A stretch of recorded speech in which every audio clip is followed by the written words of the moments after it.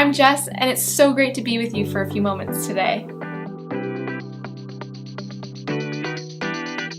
Welcome to Kingston Standard Church, our online version. I'd love to invite you to connect with us online or in person. If you're in the Kingston area, come on out. We would love to see you. If you're limited to online connection though, not a problem. Just be sure to check out our website for at-home worship resources.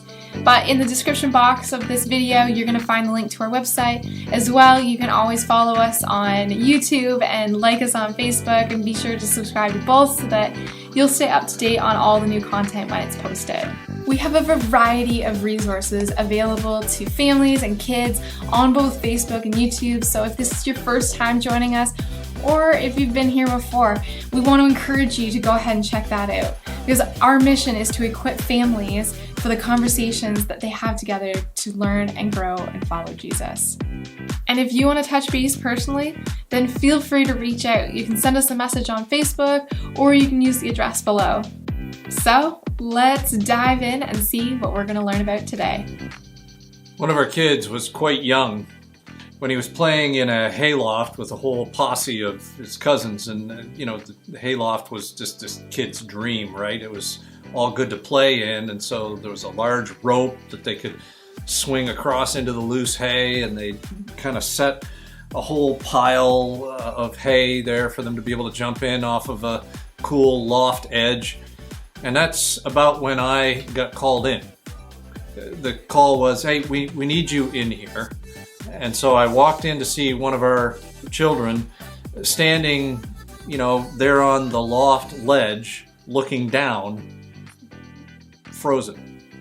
The distance wasn't much more than 6 feet or so, but for a small person, you could imagine how high that seemed. And there they stood, frozen, looking down, wanting to jump, but caught with the caution and the fear and the self-protection of the unknown. I think we've all had moments where we've held back on something, maybe a little bit like that, right? Because we're kind of concerned sometimes, well, maybe something bad is going to happen, or maybe I won't measure up. Maybe there's just too much change, or I'll be misunderstood or somehow judged. Whatever it is, it keeps us frozen. It feels real, and it feels important, and it's something that we can struggle with. And sometimes we get past it, and sometimes we don't. As we explore the scripture today, we're going to hear this story that Jesus is telling about people who were entrusted with something valuable. There were 3 of them. 2 of them used what they have, and 1 of them froze. And this parable isn't as much about ability. It's actually about trusting the nature and character of the one who gives. And it's about the joy of what it means to step forward and trust what's been placed in our hands. Now, for many of us today, this may feel like a familiar parable that we know as a parable of the talents. But as we see here, and as we always see with Jesus, there are a number of deeper layers that he points us to. And if we dig a little bit in it, we don't want to miss them and overlook what it is he's sharing. So let's dive in. We're going to read in Matthew chapter 25, verses 14 all the way to 30, this parable that Jesus shares. Again, the kingdom of heaven can be illustrated by the story of a man going on a long trip. He called together his servants and entrusted his money to them while he was gone. He gave 5 bags of silver to one, 2 bags of silver to another, and 1 bag of silver to the last, dividing it in proportion to their abilities, and then he left on his trip. And the servant who received the 5 bags of silver began to invest the money and earned 5 more. And the servant with the 2 bags of silver went to work and earned 2 more. And the servant who received the 1 bag of silver dug a hole in the ground and hid the master's money. After a long time, their master returned from his trip and called them to give an account of how they had used his money. The servant who had been trusted with the 5 bags of silver came forward with 5 more and said, "Master, you gave me 5 bags of silver to invest, and I have earned 5 more." The master was full of praise. "Well done, my good and faithful servant. You've been faithful in handling the small amount, so Now I'll give you many more responsibilities. Let's celebrate together." The servant who had received the 2 bags of silver came forward and said, "Master, you gave me 2 bags of silver to invest, and I've earned 2 more." The master said, "Well done, good and faithful servant. You've been faithful in handling the small amount, so I will give you many more responsibilities. Let's celebrate together." Then the servant with the 1 bag of silver came and said, "Master, I knew you were a harsh man, harvesting crops you didn't plant and gathering crops you didn't cultivate. So I was afraid I would lose your money. So I hid it in the earth. So look, here is your money back." But the master replied, "You wicked and lazy servant. If you knew I harvested crops I didn't plant and gathered crops I didn't cultivate, why didn't you deposit my money at the bank? At least I would have got some interest on it." Then he ordered, "Take the money from this servant and give it to the one with the 10 bags of silver. To those who use well what they've been given, even more will be given to them, and they will have an abundance. But from those who do nothing, even what little they have will be taken away. Now throw this useless servant out into outer darkness, where there will be weeping and gnashing of teeth." This is a cautionary tale. Jesus is sharing with those who are listening that there are some choices here. It's a this or that, this choice that is good, this choice that is bad kind of response. And the big picture that Jesus is helping us to see here is critical, because when it comes to us looking down off the ledge at things that cause us to freeze, Jesus wants to back up the train a little bit and help us to see what's at stake in the larger picture. Because he wants us to understand that we are wired for purpose and not for passivity. As we look at the overarching theme here of what he's sharing us, sometimes we tend to lock and load on the word that we may be familiar with in some of the translations across the years as a talent, as if it were a measure of money or maybe even abilities that have been given to each servant. And so then we tend to limit the conversation around skills or abilities, or like I said, the money, and then we kind of move on. And so if we stop and think for just a couple of moments about the larger scope of what God is demonstrating here about a generous, generational kind of a gift, because each portion of money that is mentioned here, whether it was alluded to as a talent or whether it's alluded to as a bag of silver, what we understand is that it's equal to about the equivalent of 20 years' wages. So you can imagine for the one who had 1, that's 20 years' wages. Seeing 20 years' wages in 1 bag, or 2 bags, 40 years' wages, or 5 bags, 100 years' worth of wages. What a generous generational gift that is being entrusted to these people. This is a bag of money that is no small sum. And the people that were listening, they would have understood this amount as soon as Jesus shared it. There's a responsibility here now to do something that is at a generational level of investment that this master has given to his servants.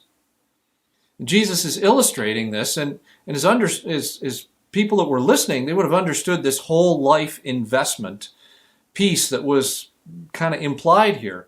That, everything we are is a generational gift from God for purpose, not just busyness or passivity. And we can become so focused on the small space of money and the abilities and gifts, like natural talents and spiritual gifts and learned skills, that oftentimes we miss how this is including even our influence and our voice, like the leadership roles that we have in our business or our community or even in church. Friendships that we have, relational networks that we're a part of, places where we have credibility like social media or workplace or groups or clubs, any place that we have opportunity to speak life or truth or hope into others. But it also includes our times and our seasons, not just how we invest daily time, but the life stages that we have already lived and what we've learned in each of them and how we're entrusted with wisdom as a result of that, or some of the seasons of abundance or suffering in our lives, interruptions that come into our days that our divine appointments.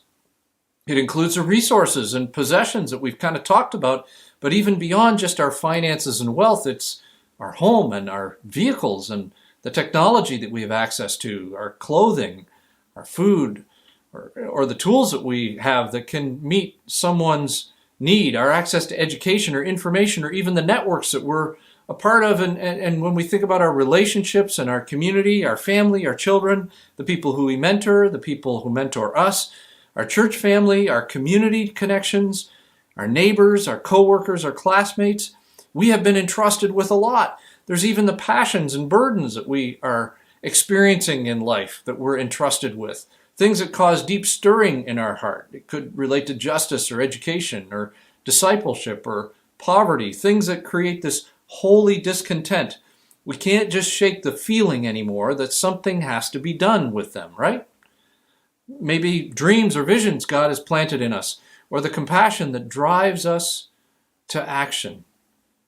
But even more, there's the spiritual blessings that we've received, the message of freedom in Jesus, and our personal testimony of God's grace and the forgiveness and grace that we've received, the knowledge that we have of God's Word and how we access God and access the Father through prayer. Even our life experiences are included here. I mean, whether it's, like we talked about, personal hardships that we've experienced, but even mistakes and failures that have shaped us or we've learned from, those are entrusted to us. Breakthroughs or answered prayers, lessons from family, culture, or church background, the creativity and imagination that God has placed in us. When we think about all that God has invested in us, Jesus is talking about a comprehensive picture of all that he has given and the responsibility to invest all of our lives. And God, as we know, is not waiting for us to be perfect. He's just looking for us to be willing in that journey. And so as we trust him with purpose instead of passivity, we intentionally start moving. Like we say often here at our church, parked cars are really hard to steer. Steering in a direction works best when the vehicle is in motion, and as people, we're like that too. But, he points to us here that really when it comes down to this, there's not multiple choices or there's not shades of choices. There's really only two decisions, two clear responses. And as we're going to discover here in the next few minutes, wisdom is actually learning from both the failures of others as well as the successes, because we don't have enough time to make all the mistakes we need to make, to learn everything we need to learn. So, Jesus is focusing us in a direction, and he points us to this contrast here. The difference between the trust that builds or the fear that buries. If we take the time to not just write this guy off, the one who buries the money, right? Because we can be quick to see him just kind of as a crock and we don't really identify with him. But we have to see that Jesus is pointing to us in any adventure with God. Our first responsibility is to trust him with our covering. Now, you might say, well, what do you mean by that? But when we don't trust God with our cover, we always try and build our own. And so that often results in us hiding. Think about this for a minute. The servant's response is laced with a lot of the same kind of blame and deflection that we see in Genesis with Adam and Eve. They used fig leaves to hide their shame. He uses excuses and distractions, or even comparison, to hide his fear. And Jesus' account of this servant helps us to see this fear that freezes isn't as much about the failure to grow or produce. It's actually about creating our own cover to protect ourselves. Think about it. We do this all the time, right? We protect ourselves from so much in life. Sometimes it's the effects of missing the mark with God, what the Bible calls sin. And so we find ways to try and feel better about ourselves. And instead of receiving God's cover of forgiveness, we find ourselves in places where we justify what we're doing, or self-protection. And most of us are pros at it, right? We sometimes withdraw from people or even God to avoid rejection. Sometimes we stay quiet when we could speak hope. Sometimes we, cover purpose up with busyness or perfectionism or comparison. And too often we bury ourselves underneath our excuses. Things like, I'm just not that good. Or what if I mess up? But people might not even understand. So instead of allowing God to be our cover, we settle for freezing in fear and self-protection.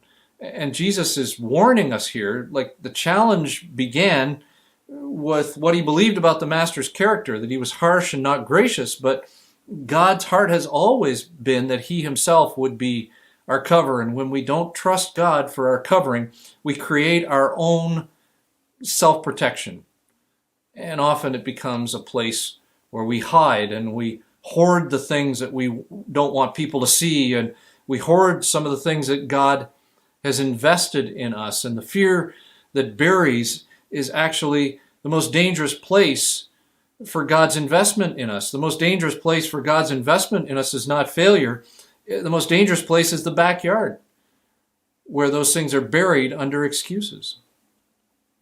But on the other hand, if we think about the other folks that are a part of this account, the other side of the equation is that trust that engages, right? And we see where the implication here is that trust actually begins with them knowing their master. Some translations of verse 14 say it this way: when he entrusted his money to them, they say he entrusted his property to them. He's giving them a part of himself. And we can miss that these servants who worked and grew what they were given were actually responding to this relational invitation of the master. I'm trusting you with a part of me. And so as I trust you to engage with the growing you're about to experience, you can trust me too, is what's being said here. Trust grows as we get to know the giver and his goodness and his generosity and his intent.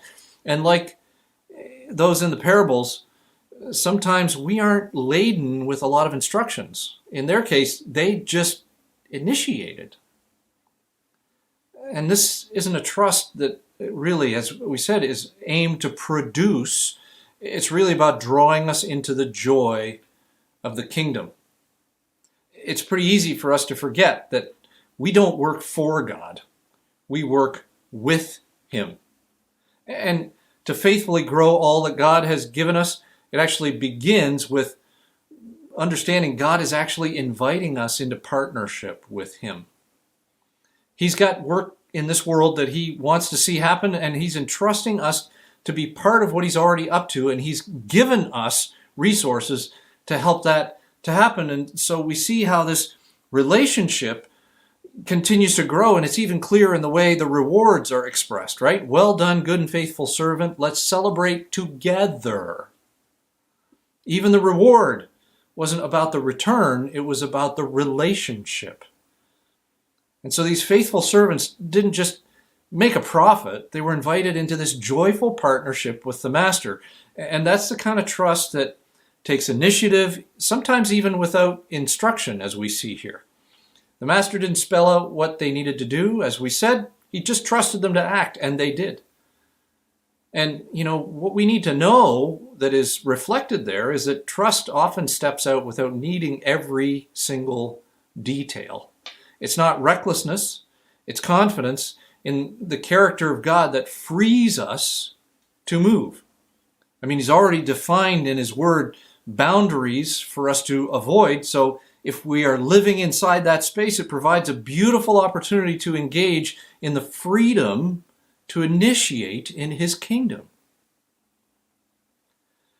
Not many people in life know the name of Yorgos Zentrotas. He was a simple farmer on the Greek island of Milos who lived in the early 1800s. And he wasn't an art dealer, he wasn't a museum curator, he wasn't a treasure hunter. He just worked around in his own little world, often digging in the dirt, looking for some building materials to be able to continue to expand what he was doing. And one day, while he was just kind of on a mission with something completely ordinary, he struck out and discovered something that was completely surprising and absolutely extraordinary. Because he started to uncover some stone that looked like it had already been shaped while he was trying to find these building materials, and he kept digging and uncovered what would become known as the Venus de Milo, one of the most famous sculptures in the world. And for centuries, it had been buried. It had been hidden, forgotten, and unused until someone finally uncovered it. It had always been there, but it took someone who was willing to dig it up. Now, this parable that Jesus is telling us in Matthew chapter 25, again, it's about people who are entrusted with treasure in different amounts, but all valuable. Two of them trusted and invested and risked and acted. They just looked for ways to use what they had been given. But the other one of them hid it and protected it, sat on it. And in the end, we discovered it wasn't just about the money. It was about the relationship and the protection. What protection did they trust? We already know, and this is fairly clear with God, that we don't have to be the most talented. We don't have to have it all figured out. But we do need to respond to his invitation to partner with him in using what we have been given. And it's more than just a few talents and our money. It's our whole life. And he asks us not to multiply what we don't have. It's actually to be faithful with what we do. So waiting for the perfect moment, or protecting what's meant to be shared, or burying what God has invested, those are choices that Jesus points to and says that takes you in a direction none of us want to go. They're signs that we're self-protecting, and instead of trusting the tremendous generosity that God has invested in us and trusting his cover as we engage in the partnership he's offering. Imagine if the masterpiece that could be waiting for us is just beneath the surface. And if we take the initiative to uncover it, maybe we'll discover it's a gift that we've never developed, or it's a resource that we've hung on to instead of sharing, or maybe it's a calling where we felt that we've tried to ignore it and brush it off, or it might even be a fear of failure that's kept us from trying. If we were to put Jesus' words from this cautionary tale into practice, maybe we would ask a few questions to get us started like this. Where have we maybe buried something that God has intended to be used? What's this first shovelful of dirt that we maybe need to move today to free up that part of our lives that has been hidden in self-protection rather than engagement in the relationship and the invitation to partner with Jesus? Who around us needs to see what God has placed in us? Let me pray with us today. God, we ask that you'd help us to reject the passivity, even the way that we overlook all that you've invested in us. And sometimes we distill it down to just a few things. Help us to see your invitation and the generational kind of investment that you've made in us. Help us to see that with new eyes, because we do want to engage with the purpose that you have for us. And forgive us for the way that we often find ourselves self-protecting and hoarding what you've invested in us, instead of investing and leaning in and initiating in your covering that you have for us. And so, God, today, we know that you are in control, and we know that you're speaking. I pray that you would help us to find that first shovelful of dirt that would uncover the masterpiece that maybe we've hidden in our lives. In your name I pray. Amen. Thanks again for joining us today. Be sure to subscribe to our YouTube channels, or if you're watching this on Facebook, then you can like and follow us there. And it would mean so much to us if you took a moment to comment, like, and share this video so that others are able to enjoy it as well. And hey, if you're in the Kingston area, come on out. We would love to see you. Please know, though, that you are loved and that we're praying for you. And we certainly appreciate your prayers too. We'll see you soon.